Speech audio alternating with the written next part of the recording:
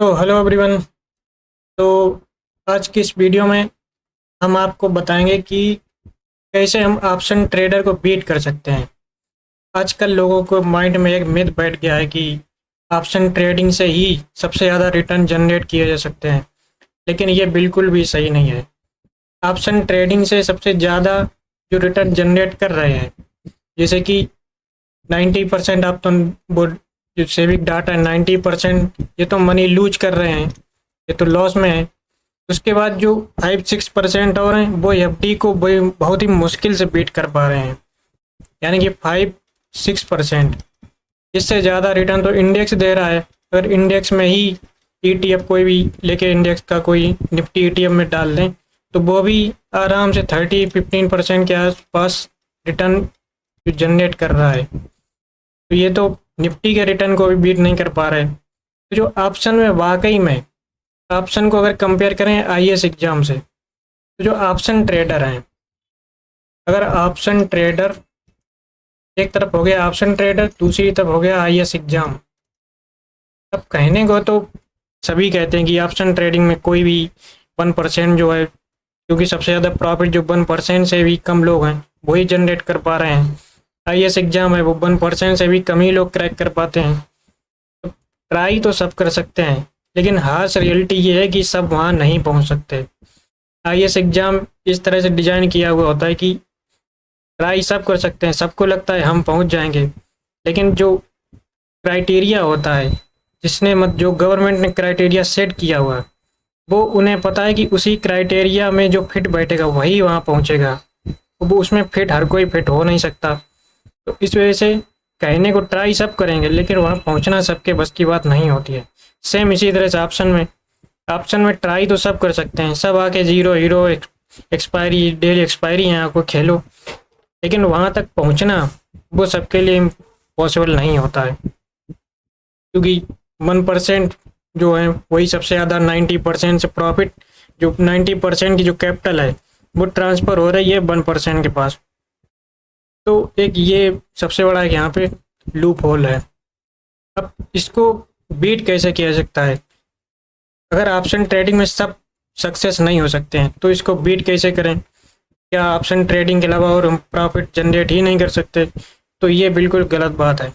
Social media के through option trading इतनी ज़्यादा प्रमोट हो चुकी है कि सबको यही लगता है कि अगर हम ऑप्शन ट्रेडिंग से रिटर्न नहीं बना पाए तो फिर बेकार है, स्टॉक मार्केट में कुछ हो ही नहीं सकता। तो आज हम इसी के बारे में बात करेंगे कि ऑप्शन ट्रेडिंग को कैसे आप बीट कर सकते हैं कैश ट्रेडिंग से, वो भी इक्विटी में। तो हम आप यहाँ पे बात कर रहे हैं कि 1%, जो 1% टॉप 1% ऑप्शन ट्रेडिंग में जनरेट कर पा रहे हैं रिटर्न, वही सेम रिटर्न इक्विटी से कैसे जनरेट हो सकता है, ये है मेन टॉपिक। तो आज इस पे बात करेंगे हम। तो टॉपिक में आगे बढ़ने से पहले अभी रिसेंटली एक वीडियो अपलोड की थी, ऑप्शन ट्रेडिंग में लोग इतने आ क्यों रहे हैं, कितना इंटरेस्ट लोगों को क्यों इतना आ रहा है। तो इस पर एक वीडियो डिटेल अभी रिसेंटली जैसे इसके पहले एक वीडियो अपलोड की है, उसको जाके आप ज़रूर देखें। उसमें काफ़ी अच्छा नॉलेज, यानी कि आपकी आंखें खुल जाएंगी कि ऑप्शन ट्रेडिंग में ये क्या रीजन क्या है, क्यों इतने लोग मार्केट में आ रहे हैं ऑप्शन ट्रेडिंग के लिए। उस वीडियो को जाके आप ध्यान से देखिए, जाके उसको पूरा देखिए, आपको काफ़ी कुछ इसमें एक नई लर्निंग्स मिलेगी, नए एक इंसाइट्स मिलेगा। इसके वीडियो देखने के बाद आप उसको एक बार ज़रूर देख लेना जाके। अब चलते हैं अपने टॉपिक के ऊपर। ऑप्शन ट्रेडिंग में सबसे पहले तो हमें ये देखना है कि टॉप पे जो 1% है, जो भी 1% ऑप्शन ट्रेडर हैं, वो रिटर्न जनरेट कितना कर रहे हैं, रियल जो रियलिटी है। ऐसे तो सोशल मीडिया पे जिसे देखो वो अपना पैनल स्टेटमेंट डाल रहा है 100% 200%, तो वो कोई एक दो ट्रेड में बन जाता है, उसी को शो अप कर देते हैं। लेकिन अगर 1 ईयर 2 ईयर 3 ईयर इसका एवरेज CAGR लेके चले, तो जो रियल है वो ऑप्शन ट्रेडर जो जनरेट कर रहा है वो 30 से लेके 50%, ये ही CAGR निकल के आता है जब एक लंबे टाइम फ्रेम को हम लेके चलते हैं। तो ये रिटर्न वो हमें चाहिए। अगर सेम रिटर्न हमें इक्विटी से मिल जाए, क्योंकि हमें टारगेट क्या करना है, हमें तो रिटर्न जनरेट करना है अपनी कैपिटल के ऊपर। अब वो किसी भी सेगमेंट से उससे क्या फ़र्क पड़ता है, क्यों हमें जाके वहाँ धक्का मुक्की में पड़ना है, जहाँ पे पीस हो, साइकोलॉजी हमारी फिट बैठे, ज़्यादा स्ट्रेस ना हो, तो इस जगह पे ऐसी जगह जाके वहाँ रिटर्न जनरेट करें तो ज़्यादा अच्छा रहेगा हेल्थ के लिए भी हमारी। तो अब हमें अपना टारगेट पता चल गया कि 30 से 50% अगर रिटर्न जनरेट कर पा रहे हैं तो हम 1% कैटेगरी में आ चुके हैं। वैसे जो बड़े इंस्टीट्यूशंस होते हैं वो तो 18-20% भी में भी खुश हैं, वो अपने आप को बहुत अच्छा मानते हैं क्योंकि उनके पास कैपिटल बड़ी साइज कैपिटल का बड़ा होता है। तो लेकिन हमारे पास इतना कैपिटल तो है नहीं, तो हम अपनी छोटी कैपिटल पे 30 to 50% टारगेट करेंगे। इतना CAGR हम लेके चलें आराम से कंसिस्टेंट, काफ़ी अच्छा खासा रिटर्न जनरेट होगा। इक्विटी कैश में ट्रेड करने का सबसे बड़ा बेनिफिट क्या है? जैसे मान लो एक कोई लड़का है जो ऑप्शन में ट्रेड कर रहा है, एक है जो इक्विटी में ट्रेड कर रहा है। जो इक्विटी में ट्रेड कर रहा है इसकी बहुत ही लो पॉसिबिलिटी है कि इसकी जो कैपिटल है वो जीरो हो, क्योंकि इक्विटी में कोई स्टॉक जीरो होना है ये लगभग ऑलमोस्ट बहुत ही रेयर होता है। कोई घटिया पेन स्टॉक में अगर डाल दिया हो, कंपनी बेकार हो, तो वहीं पे पॉसिबिलिटी होती है कि जीरो हो जाए। लेकिन अगर थोड़े से भी फंडामेंटल अच्छे हैं स्टॉक्स तो जीरो होने की पॉसिबिलिटी बहुत ही ना के बराबर है। लेकिन ऑप्शन में अगर आप कैपिटल लेके आए, कोई बिगिनर है 50,000 1 लाख कितनी भी कैपिटल लेके आए, वो जीरो होने की पॉसिबिलिटी बिगिनर की हम तो कहें कि 99% है, वो जीरो कर ही देगा चाहे कितनी भी कैपिटल लेके आए। लेकिन अगर वो कोई इक्विटी में ट्रेड कर रहा है तो वहाँ पे जीरो नहीं होगी, तो वहाँ पे उसकी कैपिटल प्रिजर्व रहेगी, सुरक्षित रहेगी उसके पास। तो सबसे बड़ा जो प्रोज है वो ये है। अब कुछ लोगों के माइंड में एक ये आ रहा होगा कि जैसे मान लो कोई ऑप्शन ट्रेडिंग में एक ए है जो ऑप्शन ट्रेडिंग में ट्रेड करने के बारे में सोच रहा है, एक है बी जो इक्विटी में कैश में स्विंग ट्रेडिंग करेगा, स्विंग या जो भी उसको सूट करे पोजीशन। तो अब यहाँ पे देखने वाली बात ये होगी कि मान लो दोनों के पास 50,000 कैपिटल है, 50,000 कैपिटल लेके आए हैं, ए के पास भी है और बी के पास भी है। अब कुछ लोग माइंड में ये आएगा कि ऑप्शन ट्रेडिंग में क्या है, 50,000 की हो सकता है 1 लाख कैपिटल हो जाए, डबल करने की पॉसिबिलिटी काफ़ी है, हो सकता है हो जाए, कोई ट्रेड ऐसी मिल जाए तुक्के से कोई ऑप्शन बाइंग कर लिया, कोई प्रीमियम हो गया डबल, तो 50,000 उनके 1 लाख हो सकते हैं, बिल्कुल हो सकते हैं किसी भी दिन, मान रहे हम। लेकिन यहाँ पे ये पॉसिबल नहीं है क्योंकि इक्विटी में कोई स्टॉक एक ही दिन में डबल हो जाए तो यहाँ पे ये नहीं हो सकता, क्योंकि 50,000 कोई एक दिन में एक कैश में ऐसी ट्रेड मिल जाएगी 1 लाख हो जाए, तो ये यहाँ पॉसिबल नहीं है। लेकिन केस यहाँ थोड़ा चेंज होगा जब हम यहाँ पे लेके चलेंगे 12th मंथ, 1 ईयर का अगर लेके चलें, टाइम पीरियड थोड़ा सा हम लॉन्ग करते हैं, तो सेम टाइम पीरियड इसके लिए भी अप्लाई होगा, बी के लिए भी। तो जब 1 ईयर टाइम फ्रेम लेके चलेंगे तो ये जो 50,000 से 1 लाख बना के जो बैठा है, हाई पॉसिबिलिटी है ये अपनी कैपिटल भी बचा के रख पाया हो, या हो सकता है निगेटिव रिटर्न आ रहे हों।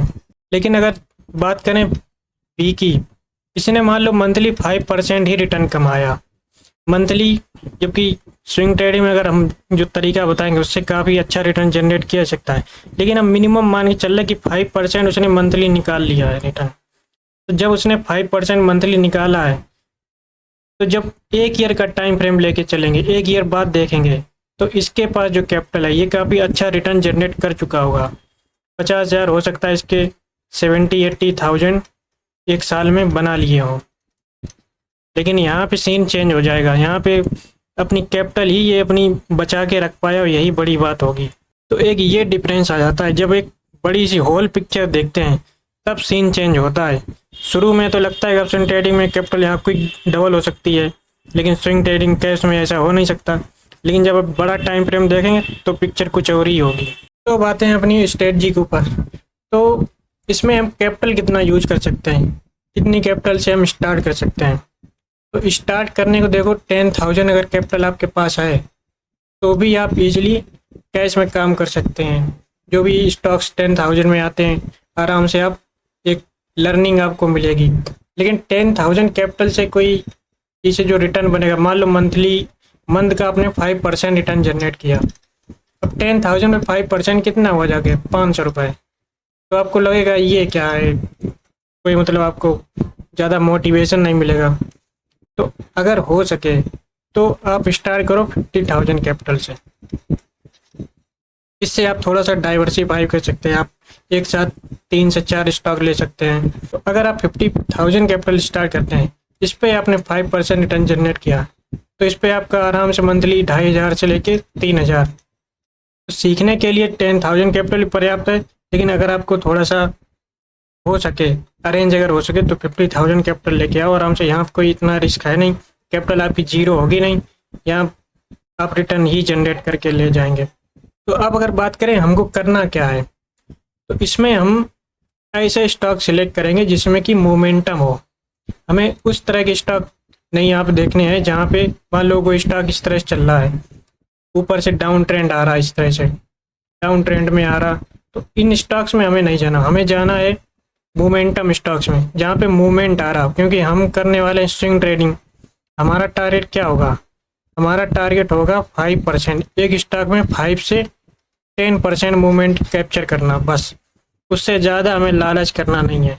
5% 10% मिल गया अगर स्टॉक में, कट करो पोजीशन। अब हम चल के नेक्स्ट स्टॉक, दूसरा स्टॉक ढूंढेंगे। तो मूवमेंट स्टॉक में कब आता है? जब स्टॉक ऐसे डाउन ट्रेंड में चल रहा है, यहाँ पे मान लो इसे साइडवेज रहा काफ़ी लंबे टाइम तक, उसके बाद इसमें धीरे से यहाँ पे नीचे वॉल्यूम भी होनी चाहिए।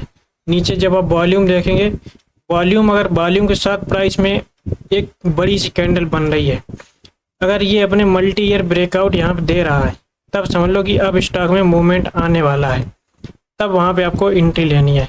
अब इसको हम चार्ट समझाएंगे चल के, तो आपको क्लियर समझ में आएगा। अब जैसे एग्जांपल के लिए आपके सामने लक्स इंडस्ट्री का चार्ट है। अब यहाँ पे देखते हैं कि यहाँ पे एंट्री कहाँ बन सकती है, क्योंकि हमें चाहिए अपना लिमिटेड जो परसेंटेज रिटर्न है वो हमें जनरेट करना है। अब यहाँ पे आप देख रहे होंगे एक लंबे टाइम से ये रेजिस्टेंस लाइंस के नीचे ही प्राइस ट्रेड कर रहा है। यहाँ पे अभी कोई खास तेज़ी नहीं नज़र आ रही, कोई मूवमेंट नहीं था, डाउन ट्रेंड में स्टॉक चल रहा था। लेकिन अगर यहाँ पे जब आप देखेंगे, एक ये ट्रेड लाइन इस तरह से एक ड्रा करी, यहाँ पे एक ट्रेड लाइन ये ड्रा करी। अब जब इतने लंबे टाइम फ्रेम कंसोलिडेशन के बाद जब प्राइस में एक अप ट्रेंड आया, उसके बाद प्राइस यहाँ से एक रिट्रेसमेंट यहाँ पे दिखा होगा, प्राइस इस तरह से गया, यहाँ पे एक रिट्रेस किया, उसके बाद एक बड़ी सी कैंडल यहाँ पे तेज़ी आई है। तो यही टाइम था यहाँ पे मूवमेंट कैप्चर करने का। इस कैंडल में आपको घुसना था। जब आप इस कैंडल में घुसते तो यहाँ पे आपको कितना रिटर्न टारगेट हम बता रहे 5%।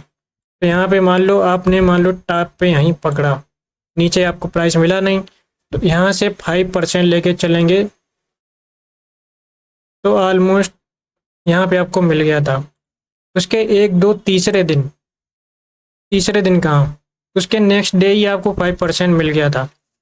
अब उसके बाद आप देख रहे होंगे प्राइस ऊपर और ज़्यादा गया, कहाँ तक गया? ये 15%, 15-16% के आसपास। लेकिन हमने क्या कहा था, आपको ग्रेड नहीं करना है, आपका टारगेट है 5 से 10%। 5% अगर आपको नेक्स्ट डे या एक दो दिन में ही मिल गया, पोजीशन एग्जिट करो, हम चल के दूसरा स्टॉक देखेंगे। अगर आपको लॉन्ग जो मूवमेंट है वो कैप्चर करना है, फिर आपको पोजीशन ट्रेडिंग करनी पड़ेगी। उसमें फिर टाइम फ्रेम ज़्यादा होगा, 1 महीने या 1-2 महीने तक वेट करना होगा। तो क्योंकि आप यहाँ पे स्विंग ट्रेडिंग कर रहे हैं, आपको छोटे छोटे प्रॉफिट लेके निकलना है, तो फिर आपको ये तो यहाँ पे अपने रूल हैं उनको फॉलो करना ही पड़ेगा। आपके मन में क्वेश्चन आ कि ऐसे स्टॉक हम ढूंढें कहाँ? तो स्टॉक ढूंढने के लिए सबसे पहले स्क्रीनर पे जाइए, यहाँ पे स्क्रीन पे क्लिक करिए। अब यहाँ पे जैसे हम जो पर्सनल जैसे हम ढूंढते हैं वो आपको बता रहे हैं। वैसे तो चार्टिंग वगैरह स्क्रीनर बहुत सारे होते हैं वहाँ पे, लेकिन हम मैनुअली ढूंढना पसंद करते हैं। जैसे स्टॉक्स ये सेक्टर हैं, तो जैसे मान लो हमें कोई सेक्टर चाहिए फाइनेंस में, तो हम फाइनेंस क्लिक करेंगे। तो मैनुअली चार्ट देखने से क्या होता है कि जो चार्ट मान लो हमें जिसमें कोई अपॉर्चुनिटी नहीं दिखी, लेकिन वो चार्ट एक बार हमने देख लिया तो वो हमें याद रहता है कि उस स्टॉक का चार्ट हमने देखा था, उसमें ये प्राइस एक्शन हुआ था। अगर उसमें कभी दोबारा न्यूज आती है तो वो हमें देखने से याद हो जाता है कि हाँ उस स्टॉक में ये था। तो एक एक्सरसाइज हो जाती है, मेंटली चार्ट की प्रैक्टिस हो जाती है। जो स्टॉक मिल जाता है मैनुअली ढूंढने से, वो तो मिल गया तो फिर अच्छी बात है। तो ट्राई करना कि मैनुअली ही ढूंढो, थोड़ी सी मेहनत ज़्यादा पड़ेगी लेकिन उसका आपको एक फल मिलेगा अच्छा। तो इस तरह से स्टॉक जाके आप यहाँ पे सेक्टर वाइज ढूंढ सकते हैं, उससे आपको काफ़ी ज़्यादा प्रैक्टिस होगी चार्ट की। अब जैसे नेक्स्ट अगर स्टॉक की बात करें यहाँ पे, अब इसी में दोबारा अपॉर्चुनिटी आई।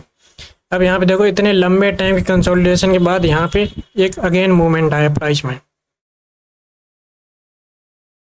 जब ये यहाँ पे रेजिस्टेंस था, इस कैंडल के बाद यहाँ पे वॉल्यूम देखो, हमने कहा था वॉल्यूम ज़्यादा होना चाहिए, सेम इसी तरह से वॉल्यूम देखो यहाँ पे भी ज़्यादा था। वॉल्यूम जब ज़्यादा सपोर्ट कर रहा प्राइस को, तो हाई पॉसिबिलिटी बढ़ जाती है कि हमारा प्राइस जो है ऊपर अप ट्रेंड में ही जाएगा। और इसमें हमें स्टॉप लॉस भी फॉलो करना है, क्योंकि यहाँ पे हम छोटे प्रॉफिट टारगेट कर रहे हैं, तो हमें यहाँ पे स्टॉप लॉस रखना पड़ेगा। बाई चांस प्राइस नहीं चला, प्राइस नीचे आया, तो हमें अपनी पोजीशन एग्जिट करके कोई और स्टॉक में अपॉर्चुनिटी ढूंढनी है, ना कि उसी में फंस के रह जाना है। तो यहाँ पे हम अपना प्रॉपर स्टॉप लॉस लेके चलेंगे।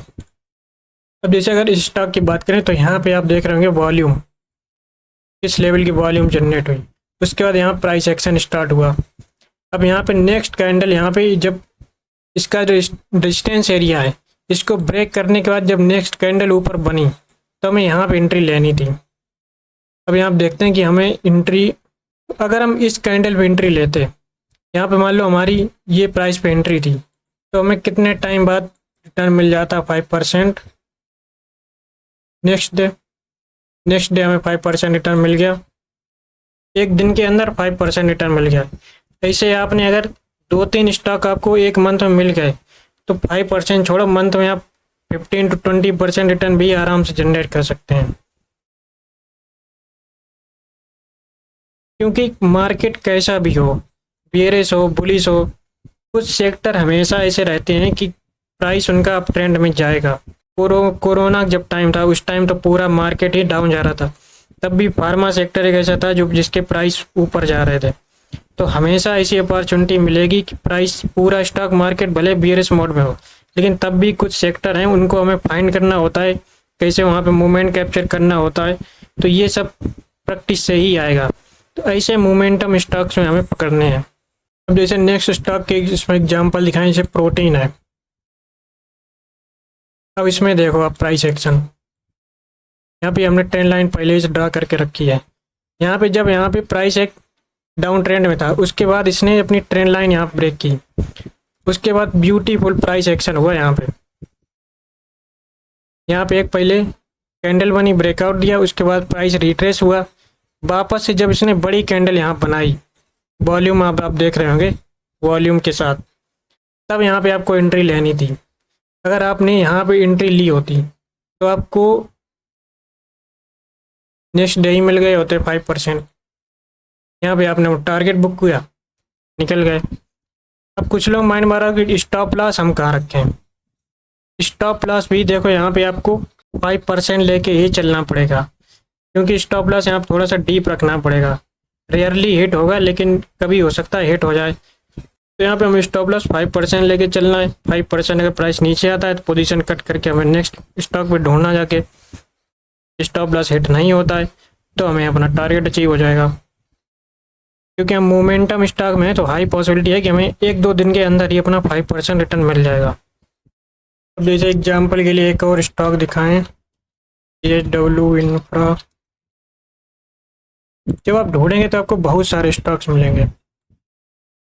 तो इनमें देखो, सब में ड्राइंग है, मेरी स्टडी काफ़ी पहले करके रखी होगी कभी, फिर में निकल के आते हैं।